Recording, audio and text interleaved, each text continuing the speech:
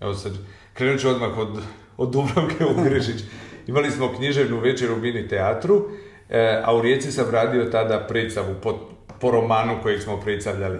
I zapravo kad sam počeo s njom razgovarati u jednom trenutku, sam ju gledao i više mi nijedno pitanje nije padalo na pamet. Mislim, u glavi je bilo prepuno, ali taj sudar sa pisem je meni fascinantan, bez obzira što sam iz teatra pa kao ne bi trebao imati tremu. I sad ja otvaram razgovor da ne mogu vjerovati da sam upoznao u život Tomaža Šalamuna nakon toliko godina i sad se vraćam u 80. kad sam studirao u Zagrebu na Filozofskom fakultetu i za nas si ti bio ikona. To je bilo recimo neka sredina 80-ih, doba kvoruma granog i na Filozofskom fakultetu je postojala jedna, ne samo grupa, nego cijeli jedan pravac za kojeg je Šalamun bio, pa ja bih iz sadašnje perspektive mogao reći Bob Dylan za nas.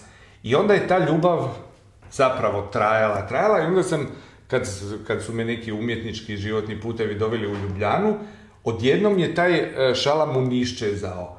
Zašto? Kao kad sam došao u njegov grad, kao da ga je tu bilo manje nego u Zagrebu. To su naravno Borgesovske insinuacije, to ne mora biti istina, ali se meni činilo. I zapravo bi trebalo dugo godina da uopće prepoznam neke topose koje sam znao iz pjesama, ali u ovom stvarnom životu kao da je to drugi grad.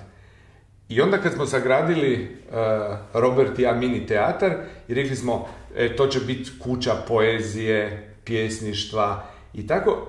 I onda sam se ovako sjetio, a koji prvi pjesnik tu mora doći nego Tomaž. Sad sam napravio taj veliki uvod da hoću reći kako je zapravo za sve obožavaoce teško doći u direktan kontakt sa pisem, jer se čini, pa je li moguće da zapravo ja sjedim sa stvarnim Tomažom Šalamunom.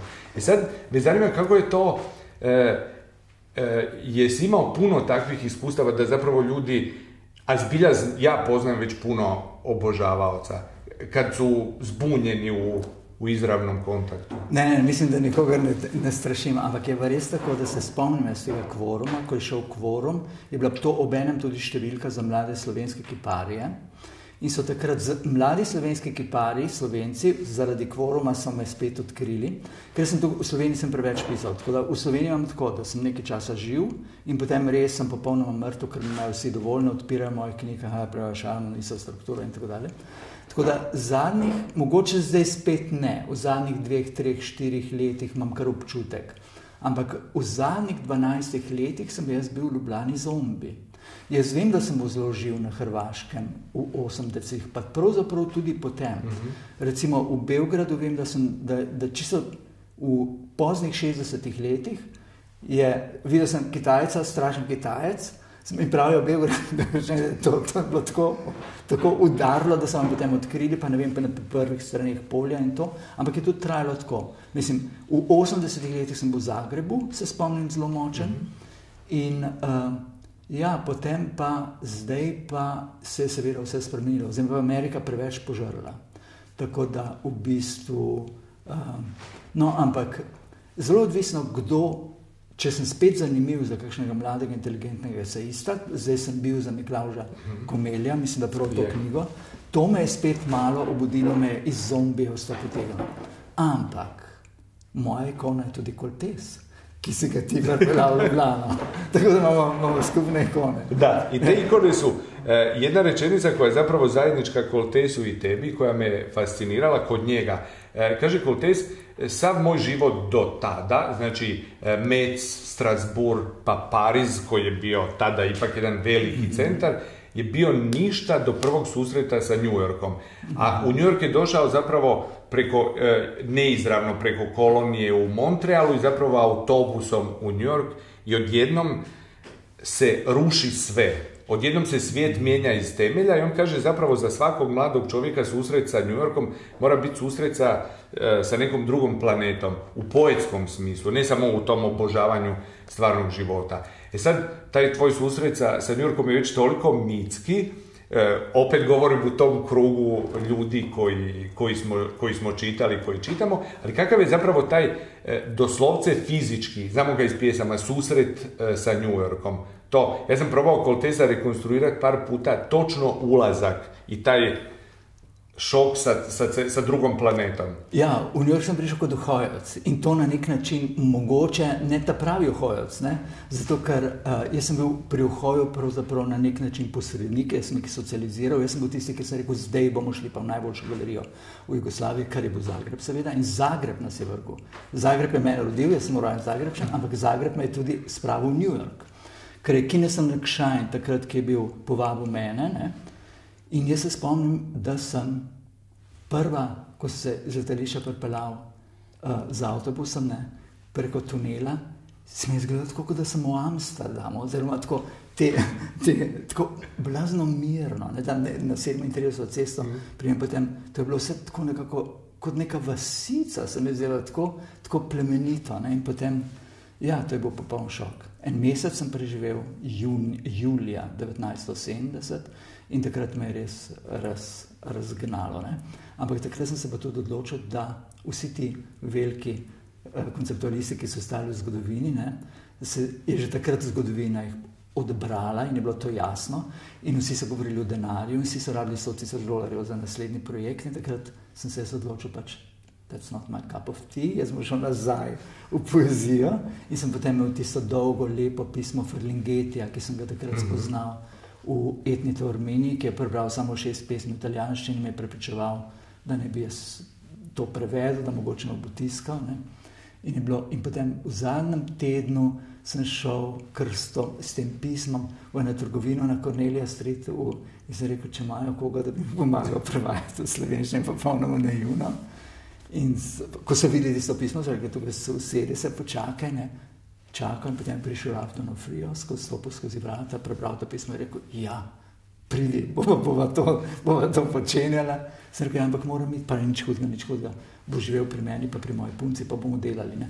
Jasno, da iz tega ni nič nastalo, ampak to je bilo ta izjemno krasen kontakt. Res sem seveda najprej pričakoval vse od Pariza, ne, ko sem bil mladenič, ker je bil Pariz še vedno v naši generaciji to, kar ne bi bil center svetovne kulture. Jaz sem tudi francosko dobro znal, medtem ko angleščina je bila v Sloveniji leta v 50-ih letih, ko sem shodil v gimnazijo, zelo tako nek tuj čudni jezik, ki ga leta niti toliko ni poznala, francozi, nemško, italijansko, slabi profesor se bila angleščina, za francoza sem odličnega. Ne. I to je zapravo cijela ta i generacija, to se događa i francuskim umjetnicima te generacije, sjećam Renaud Camus, jer moj drag francuski autor kaže da zapravo uopće ne može razumjeti 20. stoljeće bez Amerike, u svakom smislu bez literature. I kaže, američka literatura 19. stoljeća je ono što Europa otkriva tek negdje sredinom 20. stoljeća. I ta obsesija u nekom, ja bih rekao, skoro erotskom smislu Amerikom je nešto što je valjda ti priskrbilo taj krug, ja mislim, obožavaoca koji te vrlo često povezuju sa rock muzikom. Koliko je tvoj odnos? Ja, ampak na srečo sem s tobou prosto še predno bila rock muzika, ker če bi verjetno se pojavil 4-5 let prej, to ne bi se pokar tako slišal, ne, ker bi bila rock muzika dosti bolj glasna. Ne. Ja, me tako, od mladih se učim, me učijo kaj poslušati in tako, ne. Ampak drugače, ko pišem, rabim tišino pravzaprav. Ne. Jaz sem se s klasično muziko kot otrok zelo ukvarjal, jaz sem zelo intenzivno igral klavir kot otrok. In potem, ko mi je oče prepovedal pri 12 letih 2-krat na dan trenirati veslanje, sem iz te travme in z prevelikih teh ambicij, kaj ne bi bil kot pianist, zavedno končal klavir, nikoli se ga več dotaknil. Ali tko od kompozitora te traži, recimo, da pišeš nekim spletom za bilo koju vrstu muzike? Ili da, recimo, od tih stihova napravi nešto što bi bio ili oratorij ili bilo koji oblik popularne, klasične? Ja, to je bilo s Dušanom Ivanovićem mislim, da konec 70 je z Globom pripravljeno veliko rock opero iz mojih verzov, tudi napisal, zanimivo, izbral iz tedanjega mojega opusa in naredil neko rock opero. Zanimivo, da se je to zgubilo, jaz sem zgubil dušen, jaz zgubil niti v gledališkem teatru, no, ampak do tega ni prišlo, ker je bil projekt predrag. Drugače pa ne, mislim, da je zelo malo vzeto za muziko iz moje poezije. Opet jedna zanimljiva stvar vezana uz jezik, to me fasciniralo kod Elfride Jelini, koja prevodi sa raznih jezika, znači sa engleskog i sa francuskog, i kad ju zapravo pitaju da odgovara nešto na engleskom, ona u strahu kaže, pa ne, ja uopće ne znam tako engleski da bih mogla se izražavati, i to me zapravo fasciniralo i kod tebe, da si u par navrata rekao, ne, ja ne bih prevodio sam, nego želim da dobri američki pjesnici prevodi, pa ja mogu sudjelovati, i kao da se nikad ne osjećaš dobro, i zapravo dio tog našeg obožavanja jest činjenica da netko može pisati na slovenskom jeziku, na nekom malom slavenskom jeziku, i da postane planetarno zanimljiv. Ja, nikoli se ne bi upal sam zaključiti. Ne, pravzaprav vse preverjam, ne, samo brez enega ameriškega pesnika, ki mu jaz verjamem in ga cenim kot pesnika, ne, na vsak način mora on dati placati in tudi kaj spreminjamo, seveda. Ne, tudi ko berem, recimo v angleščini berem tako, da stopim v tunel, ne znam zabavati, ne znam kaj govoriti na sceni, ampak tako grem, berem skozi tunel in končam. I sad, s obzirom da smo mi u mediju teatra, zanima mi tvoj odnos prema teatru.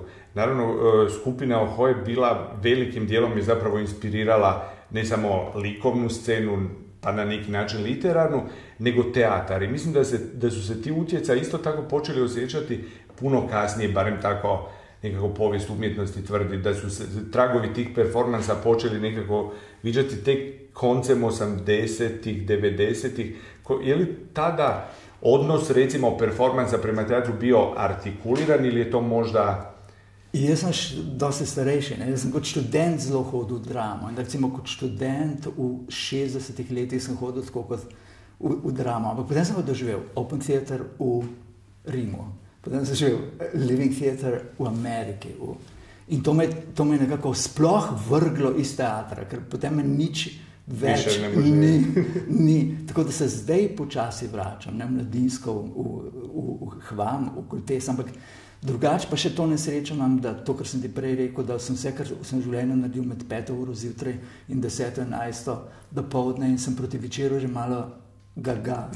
Tako da nisem velik obiskovalec teatra, pa vedno sem se ga malo bal, ker je tako, ker so me vabili, recimo Dušan Ivanović me vabili, sem tudi nekaj napisal, ampak se mi zdelo, to je toliko ljudi, pa toliko odnosov, to je potem se zaplete človek, je nevarno, nevarno. Tako da sem se na nek način bal gledališčnikov in gledališča, dokler sam mlajši. Zdaj je varno, seveda. Još jedan pisac koji nam je zajednički, i zapravo kad sam otkrio tu posvetu jednoj zbirci Guibert, kad je to otkriće bilo? Nama je Guibert isto u mini teatru jedna od naših figura, radili smo i jedan performans prema, pogotovo Fou de Vincent, knjiga koja je bila... To sem odkril pozno, to sem odkril leta 95, ko sem imel štipendijo v Saint-Nazaire, ne, in Fou de Vincent prebral in ponoril. Ne. Tako da iste ikone francoske imamo. Malo je v Franciji ljudi, ki bi lahko bili zdaj ikone, in Kultes in Guibert sta te dve ikoni. Ne. I to istina, vrlo često se kaže, što je nevjerojatno, da zapravo između Rimbaуда, Kultesa i Guiberta nema puno, i zato mi se sviđa pjesma Zašto ti se ne sviđa Proust, koji je genijalac, ali zapravo ne može biti u ovom svetom trojstvu. No, ampak Proust je še nad tem svetom. Pa naravno, on ne može spadati u ovom vrstu. To pa ne. Ja. Ne, ker na Proustu sem pa kot, mislim, predno sem bil pesnik in tako, vedno Thomas Mann mi je bil prekratek v primeri s Proustom, ker ima vso feudalno tradicijo, vrsta fantastičen snobizem, zato sem tako na nek način jezen na Francijo, ne? Da ne more zdaj servisirati enega človeka iz male nacije kot pesnika. Ne? Danes sem govoril s svojim po telefonu s svojim založnikom Circe, ki me spet odlaga. Ta knjiga bi morala biti že zunaj, ker v Franciji nimam zadosti. To bo zdaj tretja moja knjiga v Franciji. V Franciji poezija danes žal ne funkcionira. Upravo to, mi smo s ovim glumcima koji sad čitaju tu i zapravo smo na nekim jezicima, recimo, materijal za odabir na španskom je fantastičan, na francuskom dosta mali, čini mi se da su čak i prijevodi, s glumcima smo morali, ovi dostupni koji su vjerojatno, na neki način čini mi se da su možda didaktički, ako bih mogli, da nemaju tu gromkost koja se osjeća odmah u ostalim jezicima, čak ako ih ne razumijemo. I recimo, i smisao ovog performansa je da se Šalamuna čuje na različitim jezicima. Dakle, ako ne razumijemo sam jezik, mislim da ta usta koja govore su na neki način fascinantna, a u francuskom se na neki čudan način, naravno zbog male količine jednostavno. Ja, Francozi dejansko so pobili svoje pesnike, svojo filozofijo so bili tako močni. Tudi pesniki čisto niso recimo preživeli finančno, ali so se morali makniti v Maroko, ali so morali na BBC delati v London, ali so, ne vem, v Italijo se zatekli, ampak 70-80 leta so bile za francosko poezijo katastrofalna. Veliki pesniki so umrli, tako kot pravi Kundera, do leta 1984 se vsak živi Francoz zvedel za največjega francoskega pesnika, po letu 1984 pa niti moji študentje ne znajo povedati, kdo je največji slikar ali največji pesnik francoski. I to je vjerojatno razlog zašto su onda u prozi se pojavili ovi pisci koji su zapravo veliki pjesnici, i Coltesi i Guibert. Sad opet, samo malo možda povratka u kazalištu, kako ti se čini neko, ali zbilja jako osobno iskustvo, kad čuješ da tvoju poeziju čitaju, govore glumci? Koji je to osjećaj? Je li osjećaj da je oskrnavljena, da je pretvorena u nešto drugo ili je... Imel sem zelo... V Bordeauxu so enkrat naredili Teatro Tafur, ne vem, če ga poznaš. To je bil nek mednarodni teater, ki je dosti krožil po svetu, potem pri 50 letih so se malo utrudili in potem je šel ta direktor tega teatra k županu in rekel, zdaj bi pa jaz naredil en festival za pesnike, ampak vsak pesnik bi imel en večer. In župan mi je rekel, ja, ampak naj bo ženska, ki je tiskana pri Gallimaru, znana, naj bo mlada ženska, ki mogoče bo včasih tiskana pri Gallimaru, ampak mora biti, naj bo Mahmud Darviš in naj bo nekdo, ki je bil na vlaku, to je bil ta vlak, ki je šel od Lizbone. In on se je zlegal. Je rekel, da sem bil jaz na vlaku, čeprav nisem bil, zato ker je poznal mojo prvo francosko knjigo. Tako da oni so pripravili tako en cel večer branja moje poezije, ampak so mi bili preveč ironični, oni so me brali samo z ironijo, tako da tistega tam nisem se dobro počutil. So bile pa nekatere druge predstavitve, ki so mi bile pa zelo všeč, ampak prav, tako se mi zdi, da sem potem jaz sam rešil ta bordojski del, zato ker sem sam potem nekaj bral, sem bral drugače, kot so oni brali. Još jedno pitanje vezano na početak i zime ovog našeg performansa. Koliko je Ljubljana, ne govorimo o ovoj geografskoj, populističkoj, na broj stanovnika, na izgled, koliko se proljepšala, koliko je današnja Ljubljana zapravo drugačija u nekom svjetskom kontekstu od one Ljubljane, recimo 60-ih godina? Apsolutno. In končno se Ljubljana, tudi upamo, da bo Ljubljana res mesto postala. Zato, ker to je bilo vedno neka... Jaz sem Primorc in Štajerc in se mi zdi, da mama je Tržačanka, oče bo Ptujčan. Se mi zdi tudi ta os, Primorci, tudi recimo štajerska buržoazija, primorska buržoazija drugače funkcionira kot Ljubljančani. Ljubljančani so se mi zdeli zapeti, purgarji v slabem smislu. In zdaj se pa Ljubljana s tem potencialom intelektualnim, mladim, izjemno lepo razvija, mislim. Ampak šlo to zelo počasno. I misliš da bi tvoja novica danas, da je živa, bi rekla, putniče, zaustavi se na vlaku. Ufamo, ja, bi bilo všeč, ja. Hvala ti, to važno. Najlepša hvala, Lica.